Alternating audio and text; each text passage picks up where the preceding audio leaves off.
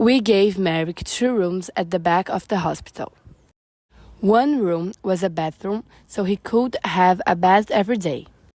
Soon his skin was much better, and there no horrible smell. The second room had a bed, table, and chairs. I visited him every day and talked to him. At first, he did not know many books, the Bible, and 1 or 2 newspapers. That's all. I gave him some books of love stories. Sometimes it was difficult for him. At first, 1 or 2 people in the hospital liked Merrick because he was ugly. One day, a new nurse came to hospital and nobody told her about Merrick. I talked to nurses and went to see Merrick. He was not happy about it, but he was not very angry. People don't like look at me. I know that Dr. Triff takes your love for scream. Well, you don't want nurses to laugh at you, Joseph. I want them to help you.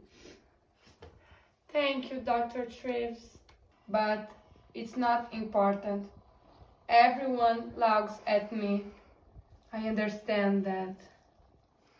In his one good hand, he had the little picture of his mother, then put it by a flower. Dr. Triff, you and the nurses are very kind. I'm very happy here. Thank you so much. I know I can't stay here long, and I would like to live in a lighthouse after the hospital, please.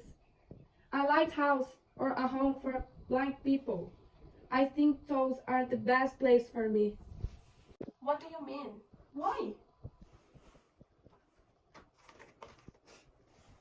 Lighthouses have sea around them, don't they? Nobody could look at me in a lighthouse, so I would be happy there. And blind people can't see nothing, so they couldn't see me. But Joseph, this is your home. You live here now. You aren't going to leave the hospital. Not today, perhaps, but soon. You are a kind man, Dr. Triggs, but I can stay here very long. I have no money. Joseph, this is your home now. Don't you understand? You can stay here all your life.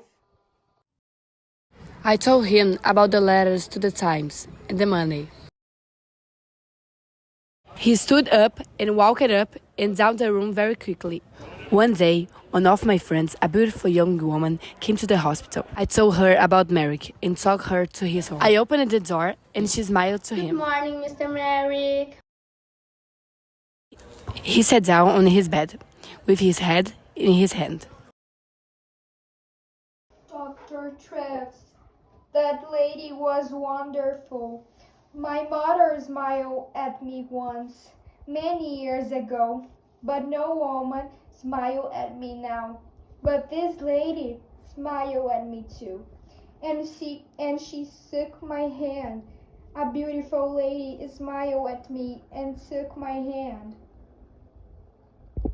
Young lady came again the next week. These books for you. Hi. Look.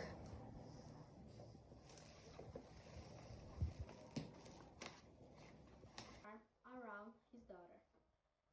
She loved books. People began to read about Merrick in the newspaper, so he had a lot of visitors. Everybody wanted to see him. One wonderful day, a very important lady came to the hospital to visit him.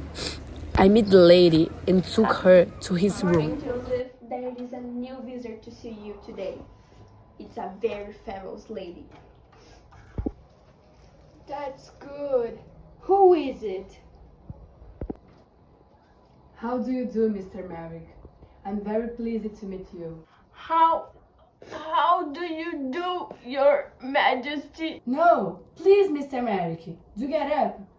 I would like to talk to you. Can we sit at your table? Yes, of course.